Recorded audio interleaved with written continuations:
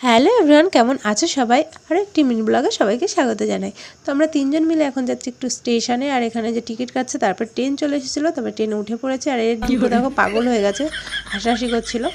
তারপরে এদের পাগলামি দেখতে দেখতে সোজা চলে এসেছি কাঁচরাপাড়া স্টেশনে।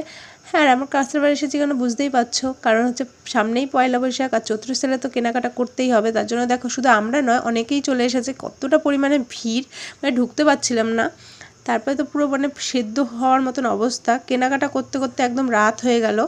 তো অনেক কিছু হচ্ছে কেনাকাটা করা হয়েছে। আর এদিকে দেখো বিমল শাড়ি সেন্টার, তারপরে স্টাইল বাজার, সব জায়গায় হচ্ছে সেল ছিল, তার জন্য প্রচণ্ড ভিড় ছিল সব কটা দোকানে। আর বিবেকানন্দ মার্কেটেও দেখো অনেক রকমের কালেকশন ছিল, জুতোর কালেকশন সুন্দর ছিল, কুর্তির কালেকশন। তো সব কিছু দেখে টেকে আমাদের এত গরম লেগে গেছিলো। তারপরে আমরা লস্যি অর্ডার করলাম। তারপরে দেখো যে আমরা নিয়েছি বাদাম লস্যি। তো ওইটাকে আমরা খেয়ে দিয়ে সোজা চলে এসেছিলাম বাড়ির দিকে। তো ভিডিওটা এই পর্যন্ত ভালো লাগলে অবশ্যই লাইক করো, কমেন্ট করো, সাবস্ক্রাইব করে পাশে থেকো।